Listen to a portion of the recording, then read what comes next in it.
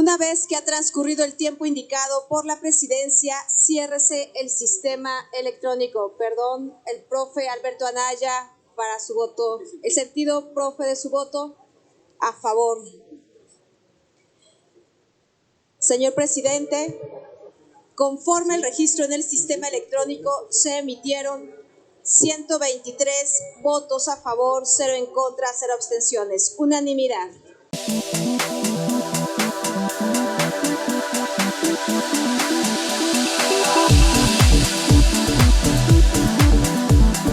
En consecuencia, quedan aprobados el artículo 123 y el transitorio segundo en los términos del dictamen.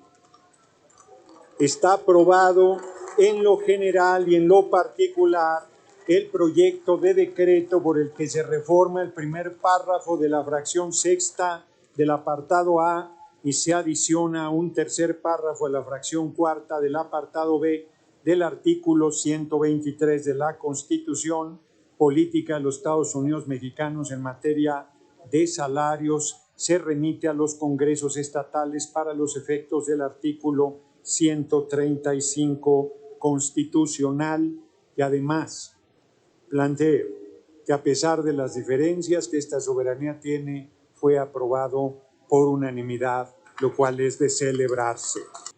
Sería de una irresponsabilidad monumental aprobar una reforma constitucional que establece que ningún policía en México ganará menos de 17,000 pesos sin aclarar de manera puntual y expresa si esto aplica únicamente a los policías federales o si es, como muchas y muchos sostenemos, una reforma que también alcanza, también beneficia a las policías estatales y municipales. Lo que yo le pediría, presidente, es en el momento procesal oportuno, pero antes de la votación tiene que quedar el asunto plenamente aclarado.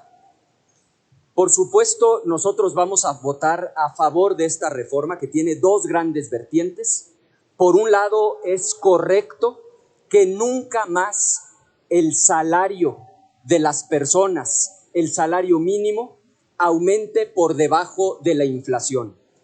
Y segundo, que ningún docente, ningún policía, ninguna enfermera, enfermero, doctora o doctor gane menos que el salario promedio registrado ante el Seguro Social, que hoy ronda los 17,000 pesos. Es que el salario mínimo tiene que alcanzar para que una familia viva con dignidad. O dicho en otras palabras, un salario mínimo tiene que alcanzar para que una familia viva fuera de la pobreza. ¿Cuánto dinero necesita una persona para vivir fuera de la pobreza? Nos lo dice Coneval. Hay que sumar la canasta alimentaria y la canasta no alimentaria. La canasta alimentaria es poder comprar comida y Coneval lo lista de manera muy puntual: frijol, arroz, carne, leche, huevo, etcétera. Y la canasta no alimentaria implica transporte, implica educación, implica vestido, calzado, vivienda.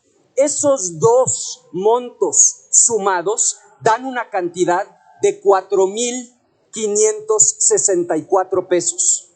Hoy el salario mínimo, aún con los aumentos que ha tenido, no alcanza para que una familia viva fuera de la pobreza y eso no lo podemos aceptar. No puede ser que el Estado mexicano diga: esto es lo que un mexicano o mexicana ganará con un trabajo formal, a sabiendas de que esa familia va a vivir en la pobreza. Si multiplicamos esos 4,500 pesos por el tamaño promedio de la familia mexicana, nos da 15,500 pesos. Esa tiene que ser la aspiración, no los actuales 7,600. Y no estoy diciendo que esto suceda de la noche a la mañana, pero tiene que quedar claro a dónde vamos, a dónde queremos llegar. La presidenta Sheinbaum, creo, comparte esta lógica, porque ha estado hablando de que debe aumentar el salario mínimo a 2.5 canastas, lo cual da unos 11,400 pesos. Pero el promedio de las familias mexicanas no es de 2.5 integrantes y no es justo que una persona gane lo que el propio Estado considera justo y su familia vive en la pobreza. Nuestro planteamiento es: sigamos avanzando. La meta tiene que ser canasta no alimentaria más canasta alimentaria multiplicada por 3.4. A pesos de hoy, 15,500 pesos. Segundo, sin duda es un gran avance el aumento que ha tenido el salario mínimo en los últimos tiempos.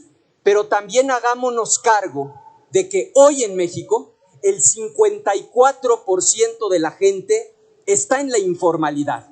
Y en la informalidad no aplica el salario mínimo. Nos tenemos que hacer cargo de ese enorme problema. Y tercero, concluyo diciéndoles: el aumento al salario mínimo es condición necesaria, sí, pero no es condición suficiente. ¿Es indispensable? Por supuesto que sí, pero no es suficiente por una razón elemental. Porque si la economía no crece, si no se generan empleos, ¿de qué sirve que por decreto digamos que el salario mínimo va a ser altísimo? Para que esto se haga realidad, necesitamos una economía vigorosa.